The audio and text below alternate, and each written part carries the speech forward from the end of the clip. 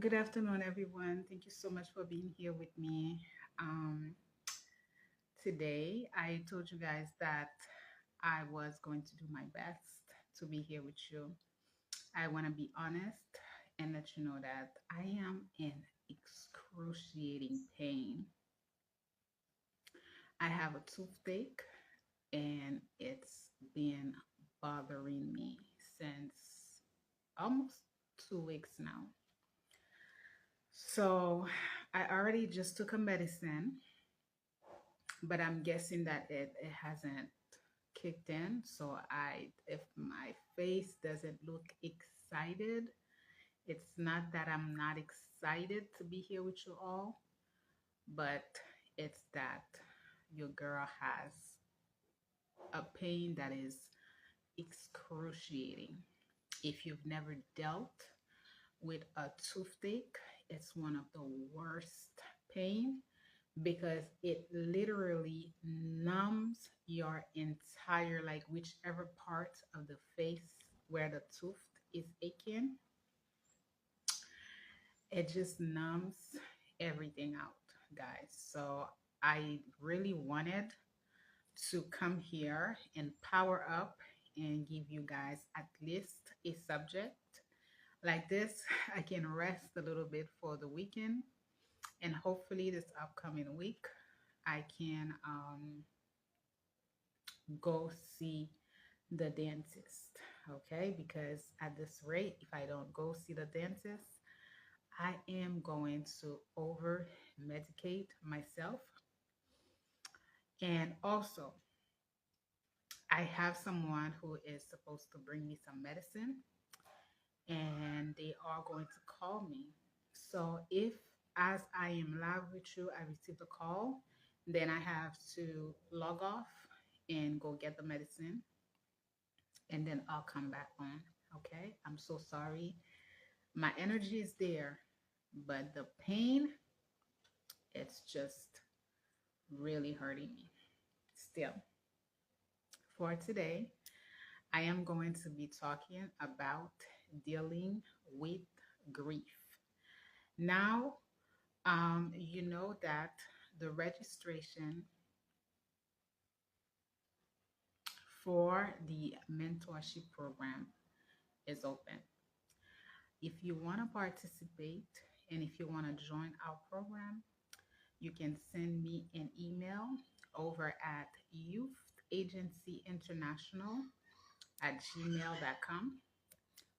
All of the subjects that I am discussing, we have an articles on them, and our participants are going to have access to 12 articles. All right. You'll have access to the articles, you'll have access to the books, you'll have access to private mentoring, you'll have access to videos, and so many other things. All right, guys. Oh, Jesus. Mm. Ugh. Mm. Let's power up. You know, this morning when I was getting ready to, I was getting ready, and the pain was mild. Like right now, it's at a level of, I would say it's 10.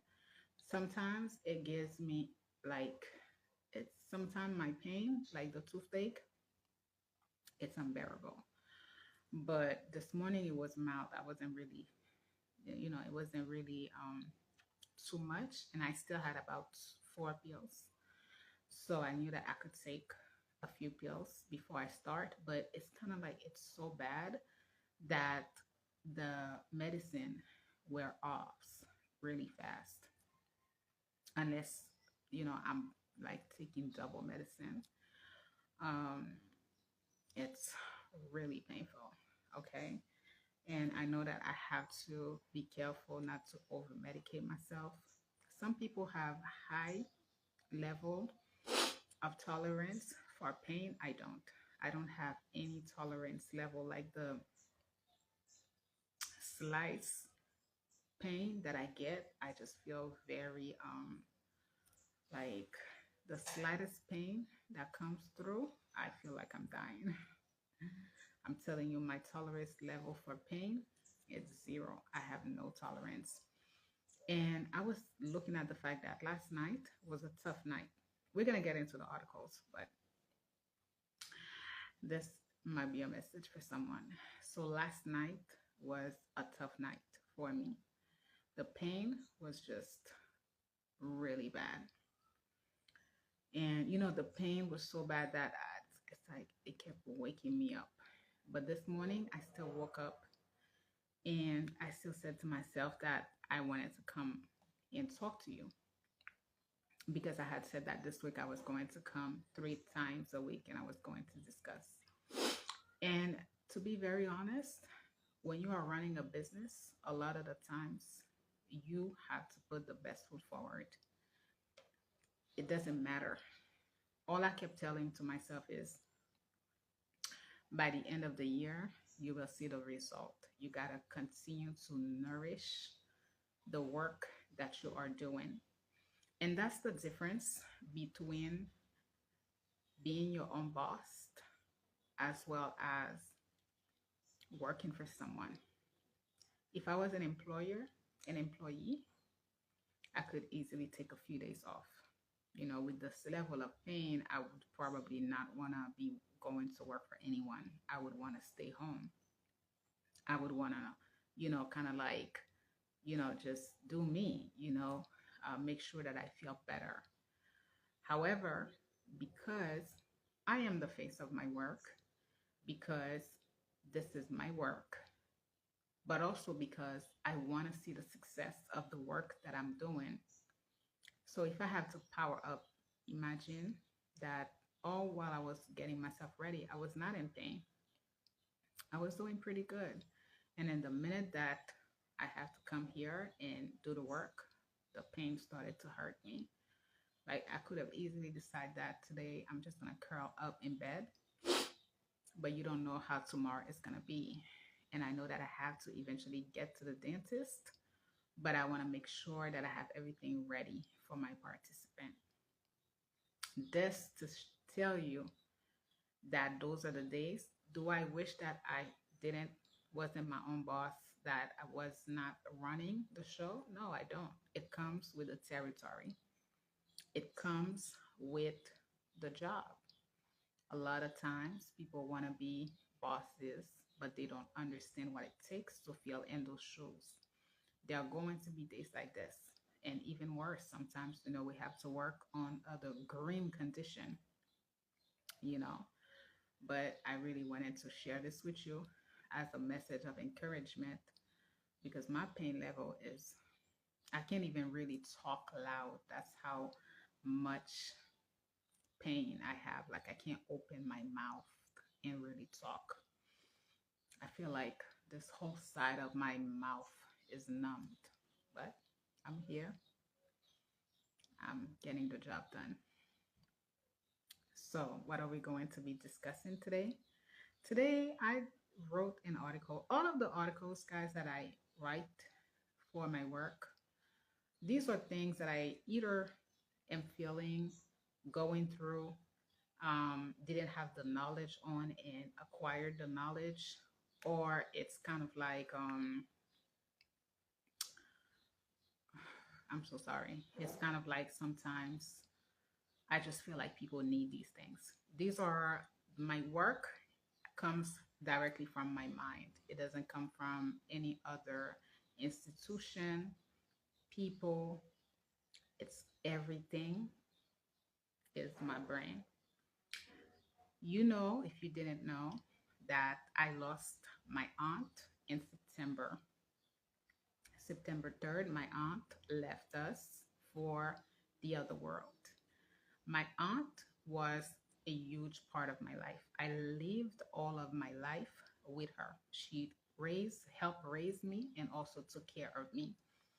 By the time that I was 15, when I lived in the US, I was living with her, and I've always been with my aunt. So losing my aunt is a hard, very, very hard for me. you know. Um, and it's the first time in my life that I'm dealing with grief. It's not the first time that I'm losing someone because I've lost my grandma, okay? When I was a kid, like a teenager, I lost my grandma when I was a teenager. I've lost an aunt that loved me when I was a kid. That was hard too, but it's kind of different though. The I'm dealing with it. When you are a kid, the first factors is like you cry, you yell, but after that you are a kid, you kind of like you don't forget, but you want to have fun. Meanwhile, when you are an adult, you have to face the reality of not having that person around, and sometimes you have to face what comes with that. So I can safely say that not having my aunt with me is the first grief that I am dealing with. And it's not an easy process. So I had wrote the articles because as I mentioned to you, you don't only receive support that are geared toward career, you also receive support that is geared toward self development. How can I stay focused on my work if I don't know how to deal with my grief? How can you stay focused if you're going through something emotional? Sometimes we can't. There are times where you're going through so many things emotionally that you cannot succeed in your career, right? And we have to acknowledge these things. And the mentorship program, I also support people, but I like to tell people that I am not a licensed therapist, and maybe I can support you in finding the ways through some of the articles that we have. We have articles on a variety of subjects that can support you because the reality is, yes, my aunt is no longer here with myself, but I have to work. The day that my aunt died, I actually came on live. She had just left the house and I came on live. Of course, the aftermath, because I don't believe that the minute that she died, I felt it. But after she died, especially after the funerals, it kicked in. So I decided that I really wanted to write the article because, um, there are good days when you are grieving. Like there are days where it's not so much that you're not thinking about the person, but you're just having a good day. You're not sad, you're not depressed. You're living. It's a good day. But there are those days where the memory of that person is big and you're crying. You can't get out of bed, or it's just the pain. It's like as I'm telling you this, it's those are two different pain. Like the physical pain, sometimes like I'm feeling right now a physical pain. It's unbearable. However, the emotional pain that we feel, it's even bigger sometimes. If you don't have the tools to cope with the emotional aspect of your life, it can even be bigger. So there are those stages of grief, and sometimes you get angry, right? I've been there. Sometimes I'm still angry.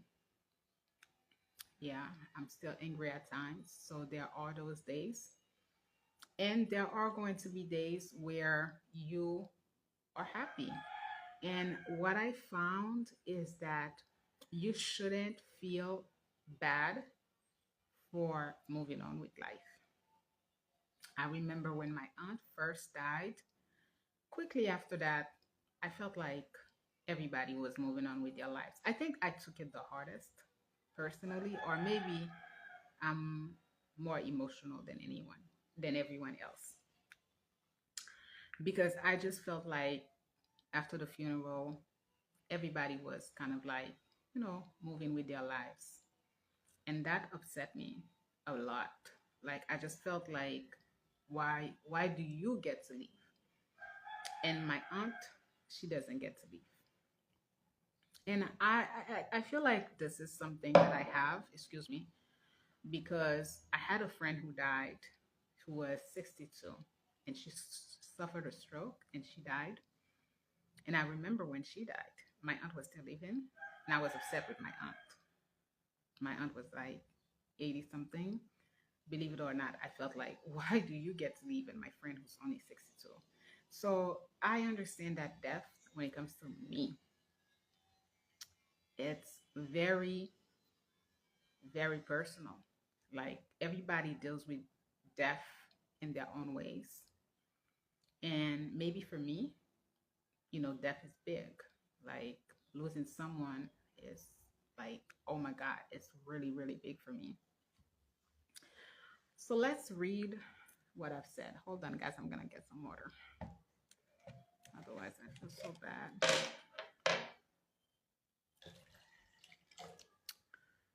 Oh, I feel so bad.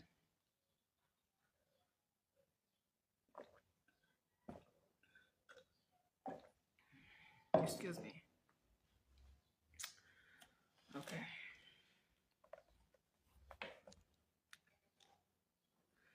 I said that by definition, grief is the anguish experienced after a significant loss, usually the death of a beloved person. It often includes the following: physiological distress, separation anxiety, confusion, yearning, obsessive dwelling of the past, excuse me, apprehension of the future. Grief is the aftermath. It is when reality sets in. It is trying to move on when that part of our lives is no longer present. Mm-mm. We grieve through a loss. We can grieve a person, a lifestyle, a place, a work environment, a pet, a loved one, and a friend.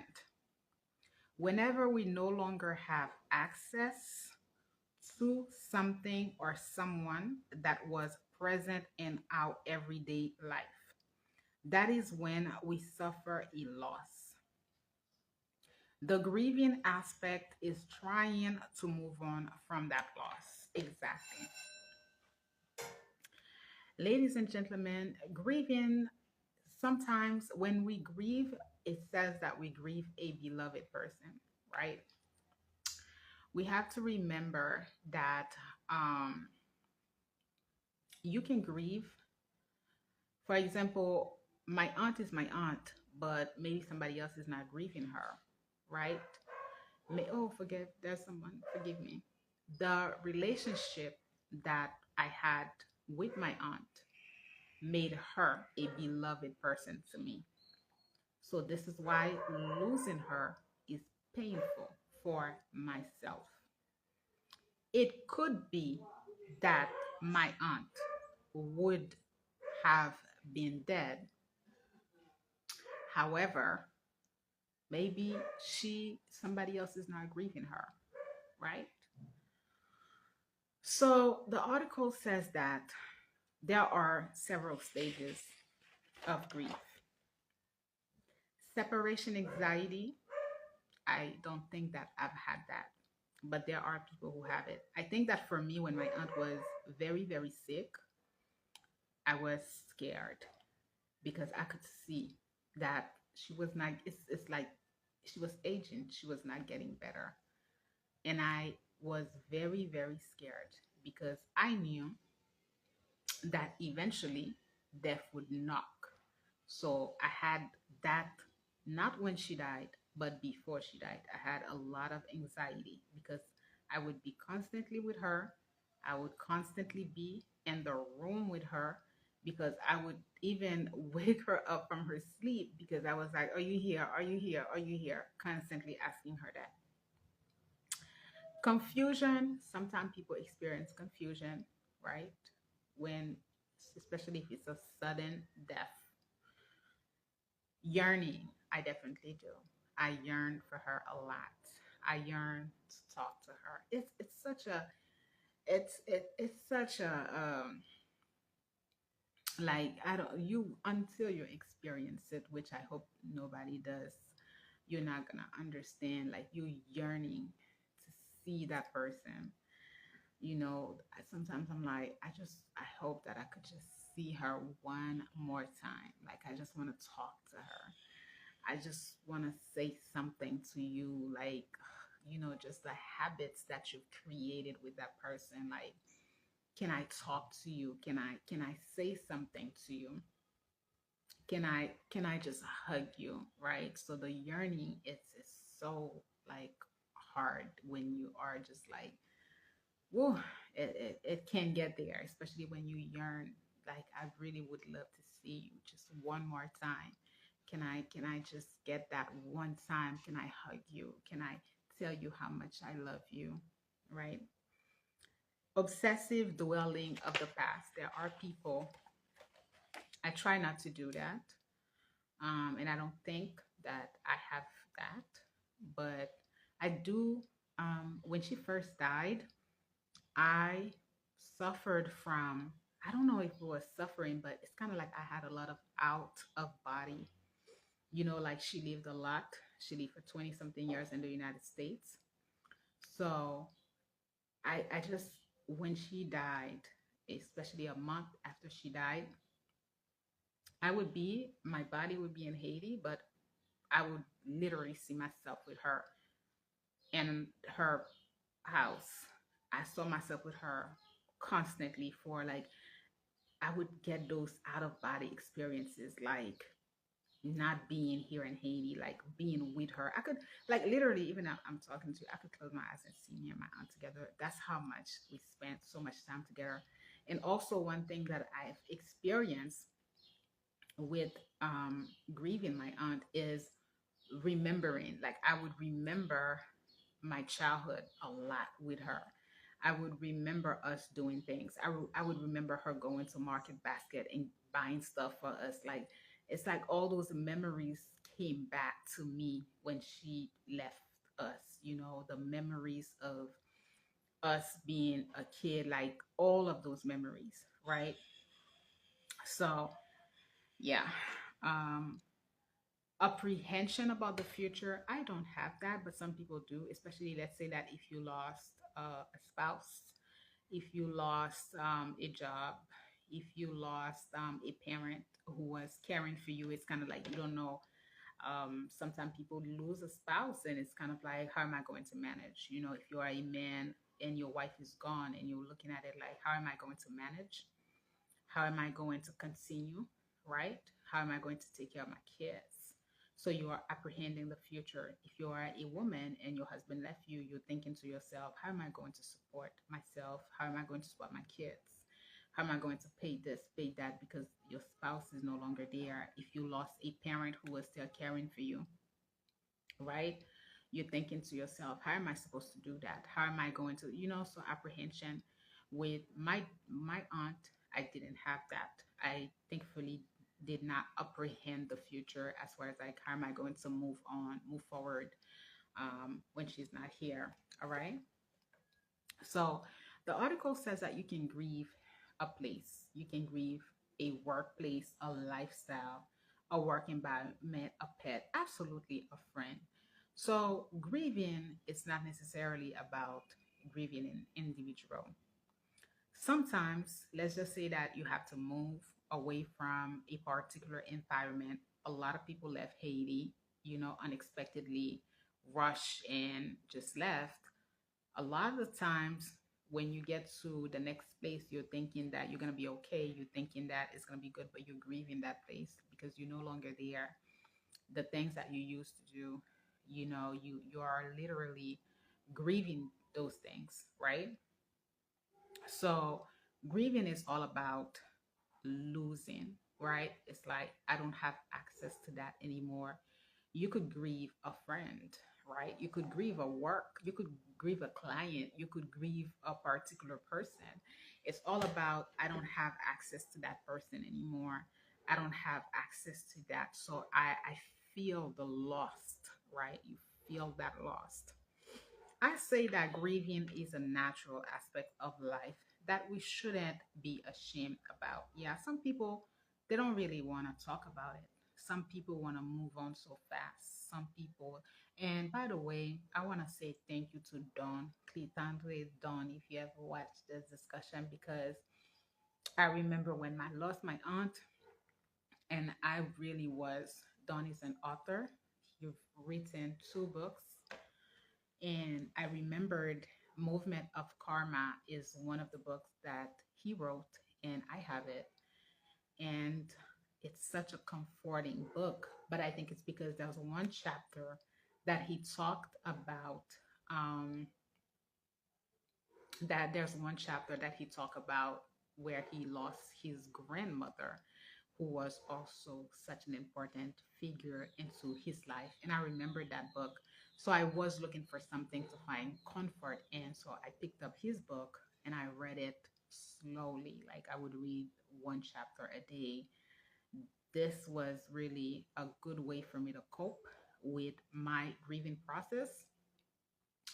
And Don also, when I shared with him that I had lost my aunt, he said something to me. He said, don't rush the process. He said, don't rush it. And I am from a culture that it's like, I don't even know if Haitian people really grieve, believe it or not, because they just really want you to move on.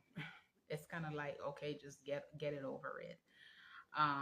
So there are times where people may feel ashamed because it's like, okay, that person died 2, 3, 4, 5, 6, 7 years ago, and you're still not okay. And yeah, I mean, I'm not okay. Even there were times where I would go live on my YouTube channel, and right after, I feel like it's like, I have an episode. You don't know how it's gonna be. You don't know what's gonna trigger you to think about the person.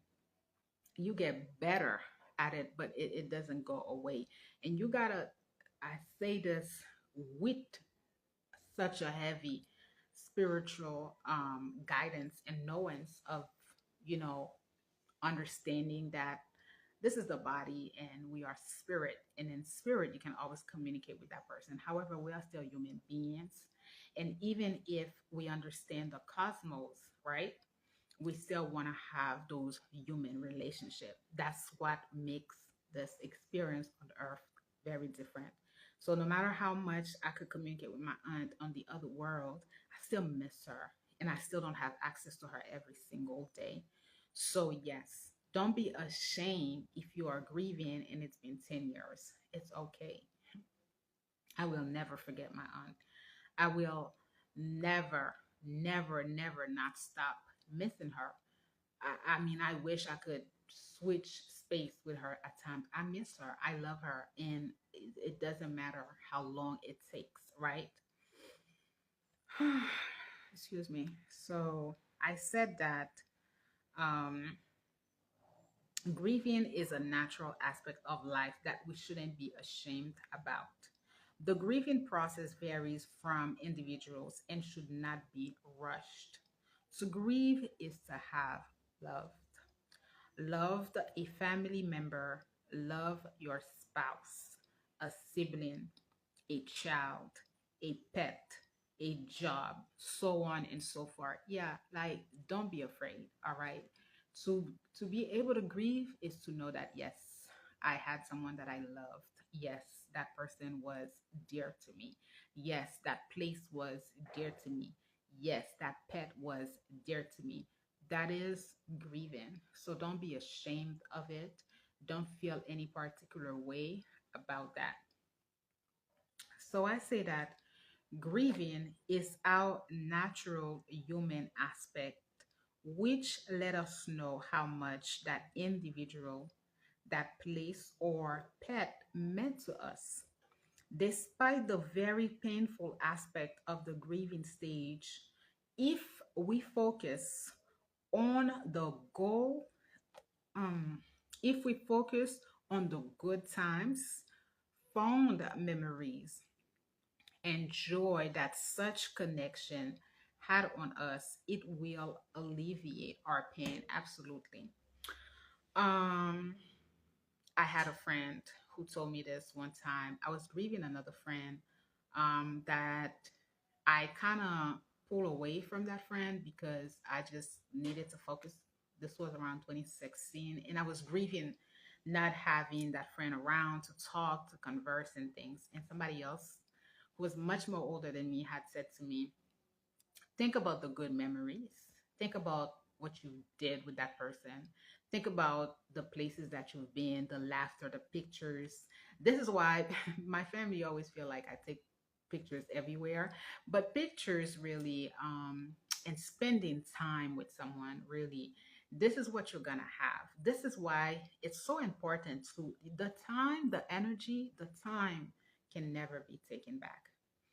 My aunt, I spent those last 2 years with her every moment. I gave her my time.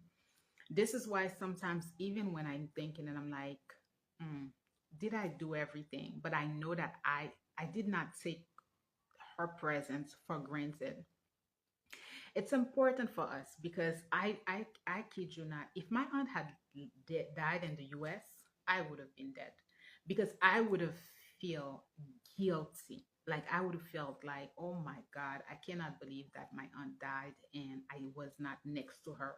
I did not care for her. But when I think back about those last years, I gave her my time.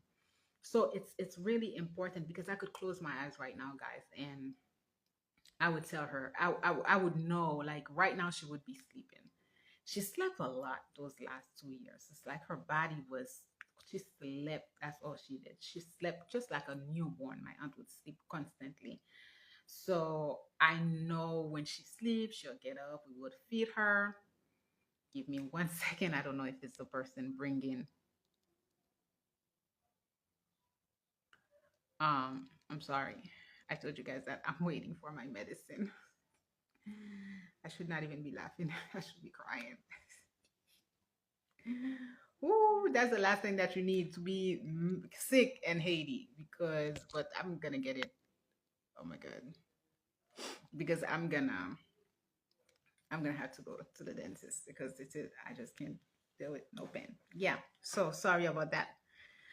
Yeah, guys. So we were talking about the phone memories. Yeah. So I have a lot of pictures with me and my aunt in all the stages. I don't post her pictures because my aunt didn't like the internet. She did it like that and she would not be happy. But I have pictures when she first came here. She was full, she was big, and as she started to decline, as she started to age, as she got sick, I took all those pictures. I even have pictures when she was at the hospital, and she would always look at me like, "What are you doing?" Because I would be dancing. I have pictures of me dancing next to her, dancing on top of her. My aunt thought I was crazy. But she really enjoyed my company and I'm blessed because right now this is such a different um like thing that we're doing now, but hey, this is me. This is the woman that you're gonna get. This is who I am. My godmother is showering me with love, and I love it. In Haiti, we have godparents. It's a way for, especially in the Catholic religion, it's a way for you, like godparents are there if you are no longer alive. So they, like, you baptize your child and they have a godmom, they have a godfather, and these are individuals that you are trusting. And by, the divinity, if you are no longer there, they are going to take care of you, right? Of your kids. So everybody has a god mom, a god dad, and it's usually chosen. That's how you know how important someone is to you, is if like you choose that person to be the godmother of your child. It's very big for us in our culture. Like, I'm gonna make that person the godparent of my child. So, and also godchildren are very much cherish the last life that I did. I had my godson with me. It's like it as a godmom, you cherish that child. It's like you have a different relationship from a godchild than you do for your own children. I even get jealous at times. My mother has probably 50 godchildren. I don't know how they're still giving her. It's like, would you cut it out? That you need to tell these people that. But my mother has godchildren that are like young, like they still are giving her. My mother has a lot of god kids, and sometimes I do feel a particular way when she, because I'm like, you love your god kids more than you love us, right? But anywho, this to tell you that my godmother, who is also a huge part of my life, she literally played her role as well. She's been showering me with love, and that makes me, to be very honest, I have a better support in her than with my parents. But it's also because um, like I'm allowing her. I have to agree. My mother is trying with me. She is trying. I can recognize that she's trying. But I'm allowing my god mom to give me more love. Then sometimes it's like that with grief. If you are angry at you may look, everything in life is perspective, right? So if you lose someone and you feel like, oh my God, like you are angry at certain things, you may allow another person to support you in your grieving than another. So I'm happy that I have a few people, but they're still very much showering me with love. And in December, my older sister also really, really, I feel like they recognized that I just took it so hard. So um my sister really supported me. And in December, she showered me. Everybody showers you different. Support comes in different form. So with God Mom, it's the time, the talk. We will be on the phone until the both of our phone are dead. With my sister, it was she cared for me. She cooked for me. She brought food for me. I had a good December, a great December. She literally, and she lost her aunt too. This is just to show you that sometimes the grieving process is different, and I will forever be very grateful to my sister for her time in December of really giving me that love. I felt it. I did. Okay, guys, I'm talking a lot today. The pain is starting to ease. That's good. I say that we should not feel guilty about wanting to leave, laugh, and be joyful after a significant loss. We must remember that if we are grieving a loved one and or a pet, they would want us to be happy. They wouldn't want us to be sad and pain, crying and dwelling about life. When my aunt died, I didn't eat. I don't know. Maybe people who knew me, you saw I lost a lot of weight. I went a month and my appetite just shut down. I could not eat. And I was crying constantly, nonstop, until she visited me in my dreams. And she told me to cut it out. My aunt was loving and more of a I'll do it for you. Haitian people are not really, especially the older generation. I feel like my generation, we're doing a much better job at talking our feelings out.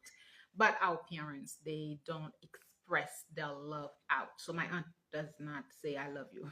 She did say before she left, she gave me some love and I appreciate that. But yeah, so my aunt saw me in my dream. She came and she said, cut it out.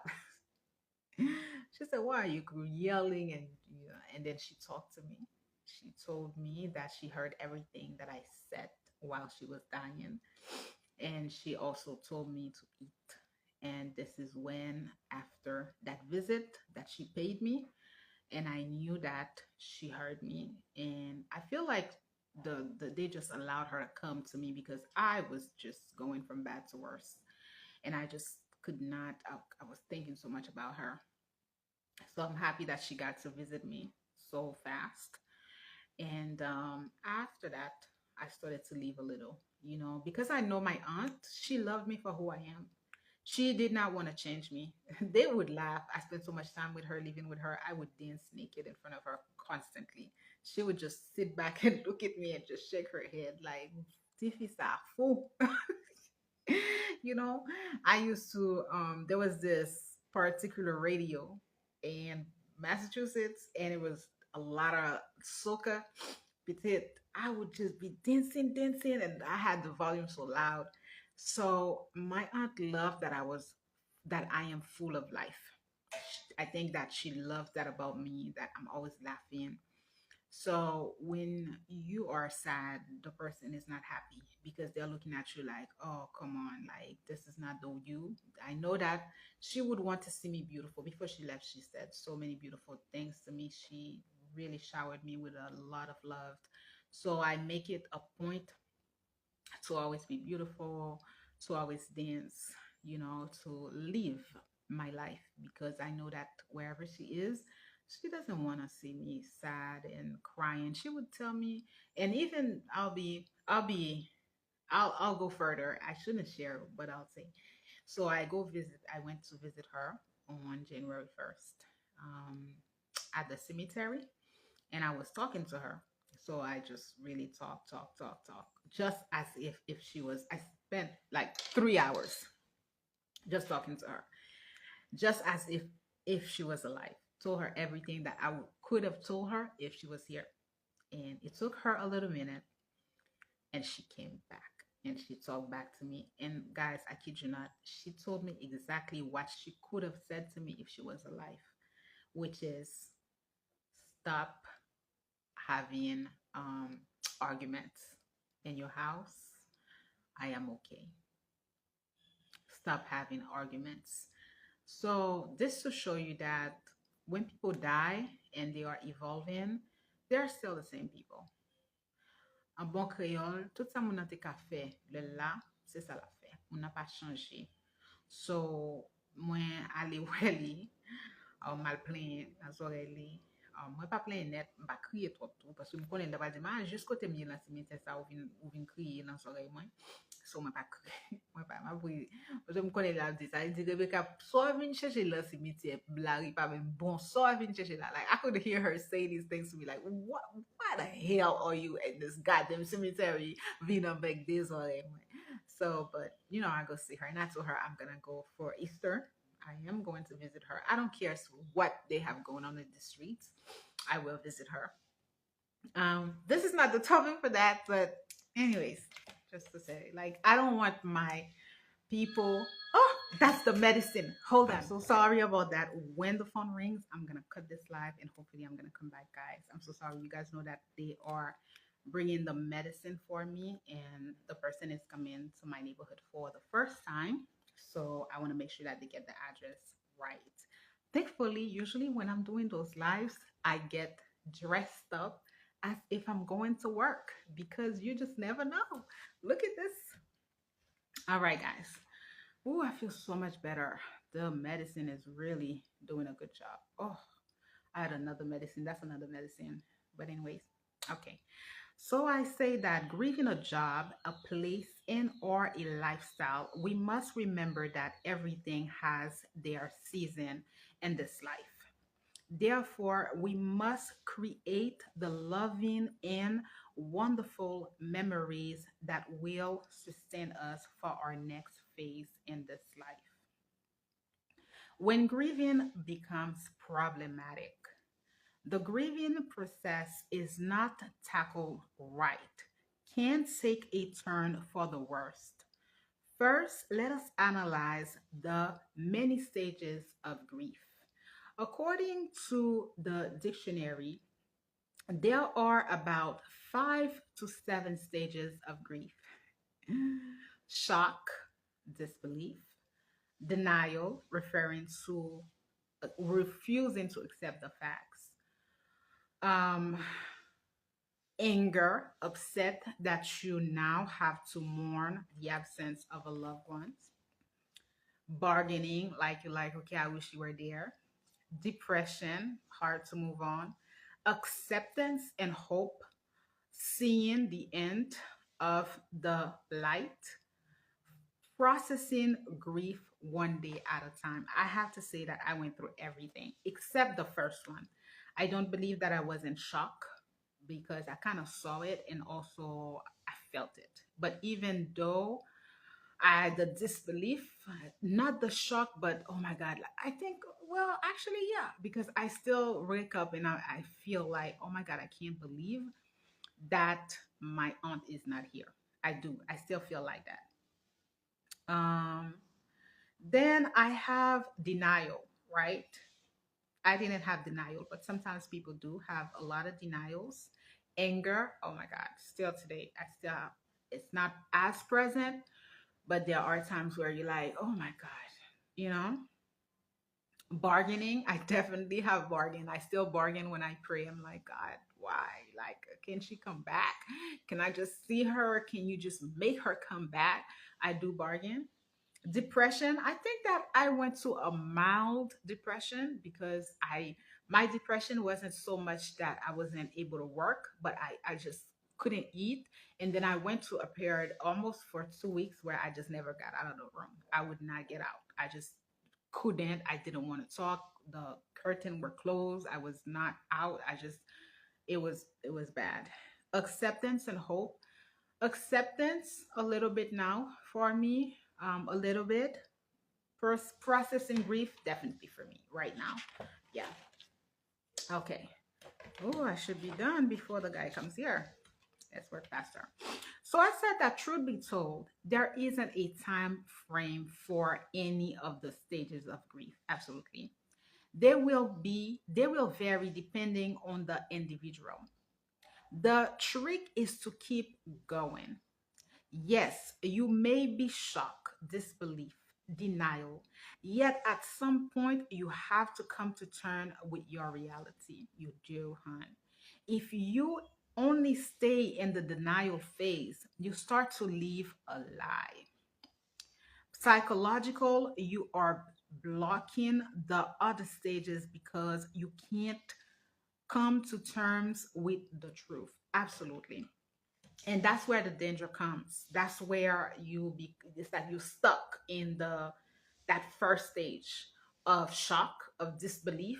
Sometimes especially when the death is sudden, especially when death is kind of like, murder. I don't know if you guys know about the story that took place in my country. I will not mention it, but a mother lost her infant, her baby, in a very, very tragic. And she lost her own life. She died 2 days after losing the baby. And all of us, we are grieving as a nation. Oh my God, this is such a long life because it's important as a nation, as Haitian people, we continue to be faced with so many harsh reality that we are continuously grieving. It's one stage after the next because those events are so painful. Sometimes in the matter of that woman, they're like the shock, the disbelief, the ways in which her child, her infant, that this is a woman that should have, as soon as it happened, should have been in psychiatric care. Don't be afraid to check yourself in. While I'm at it, I have to say it. And if the I get a call, I'll just stop. I'll share this live and then we'll do a second part because I feel like this is such an important discussion. Never be afraid to seek professional support, guys. Whether it is that you are seeking professional legal counsel, financial counsel, support mentally, you should be able to know when you are not there and you are seeking professional support if you have to. I don't seek psychological support because I have high spiritual and I know how to bring myself back. But trust that if there would be a stage of my life where I would feel like, oh my God, I'm sinking, I would go check myself somewhere. And if thankfully, IET doesn't have those places, or if we do, it's privatized. The government couldn't face. Oh my God, this is gonna go into a different path. But hey, such a tragic death. The Haitian government is not equipped to support its people. They're just not. They don't have anything in place. Something like this happened, that woman should have been, but they don't have anything. So what's the next step? She died. The shock, the disbelief. I don't even want to share with you what took place. But trust when I tell you, it's the most gruesome act that I have yet to hear about. And even with myself over the weekend, it was so bad. So bad. So I say that sometimes when our loss was tragic, such as in a case of a sudden death, or if we suffered a trauma through this death, this shock can affect us deeply. This is when it will be important to reach out to a professional. Therapy can be a good start, and at times, a psychiatric evaluation could be done to evaluate the level of trauma that was caused and support you in overcoming it. That's exactly what I just mentioned. There are tragedy that we face, sudden death that we witness, and it's so funny that I'm saying it. I'm talking about the woman who lost tragically her infant and she died just 2 days after, 2 or 3 days, or maybe 3 days. Not, you know, during the earthquake, so many people suffered tragedy, but the consequences didn't start to happen until after the fact. This is why I say that this is a country where mental health support is needed, because we are constantly facing realities that we shouldn't face. And we don't have anywhere to go to talk about it, to get some encouragement, to get some support. And then we get it inside of us. And next thing you know, you become an alcoholic or you start to decline because what you're going through is a lot. Haiti doesn't have, even as a community. This is also why you, in the mentorship program, I support people. But what I teach and what I tell my participant is that we have to keep going. I have to deal with my pain of losing my aunt. I have to deal with my reality of living in a country where such gruesome act can be. I got to deal with it. I got to have my support. I can talk about it, but then I have to get up and I have to continue because at the end of the day, I'm not dead. But in there are shock that you receive that automatically a psychiatrist is where you need to go. And there's nothing wrong with that. We got to stop feeling a particular way because we are looking for support. Otherwise, how are you supposed to live this life? Give me a second. I want to hurry up so that I can call this guy. I say that anger and depression are also very heavy stages. You must you need a tool, a person, and a supportive system to help you go through those stages. If you stay too long in your anger and or your depression, you are stopping yourself from living. Yes, you need people. When I went through those stages, like when my aunt died, I had someone that I could rely on. And I literally blurt out to him everything that I was going through. If I didn't have him around that time, I don't know how things would have been because I felt like I was holding so much inside. I didn't have anybody that I wanted to talk to. So thankfully, he was here. He was a form of a support. He offered and created the space that I needed to talk with non judgmental. You need that. And also, like I said to you, my godmother came. A few people who knew me, who knew my aunt was no longer there, they contacted me. And also, I journal.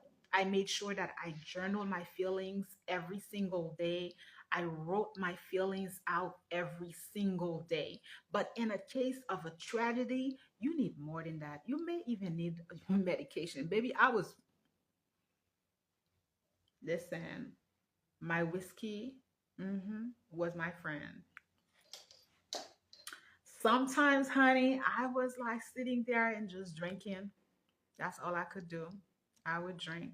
Sometimes you may just need a medicine to support you.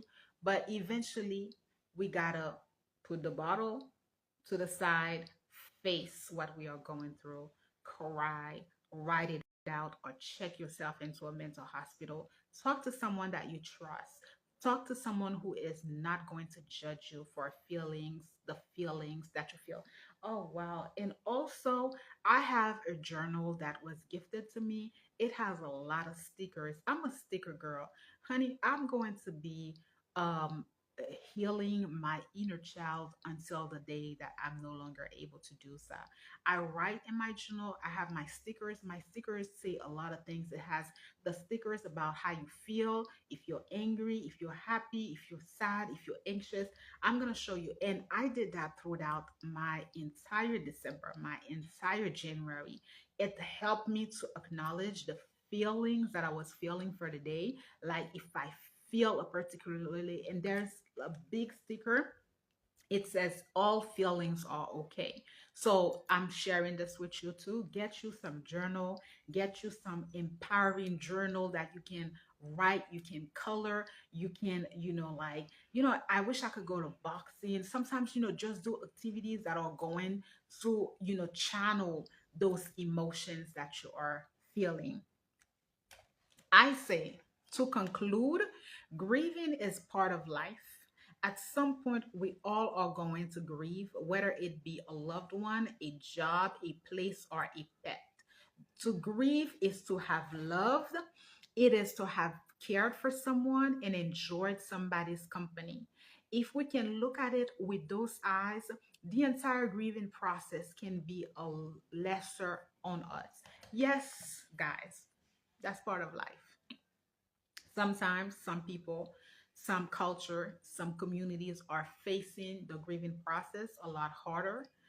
And I think that I was sharing this with people yesterday, and I said that, at times I have to ask myself, are you okay? Because if I'm not okay mentally, then it's time for me to check out of this country, because your mental health has got to be your number one focus. Because if you're not there mentally, then physically you can't be there and you can't, progress in life.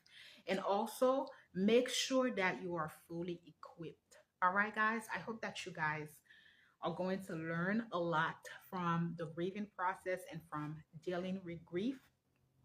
We got to keep forward. We have to keep moving forward. We have to live our lives. It's okay to be happy even if you lost someone. If the shock and the trauma is too much, then make sure you are seeking professional help. It's okay. It's okay to seek professional help. All right, guys, I love you. Thank you for being here with me. Next week, I'm not so sure if I'm going to be here with you guys because the onboarding, I have to focus on that. So if I'm not present with you, I'll share, continue to share those lives. And I will see you probably the following week. I'll make an effort. There you go. I'll see you soon. Bye.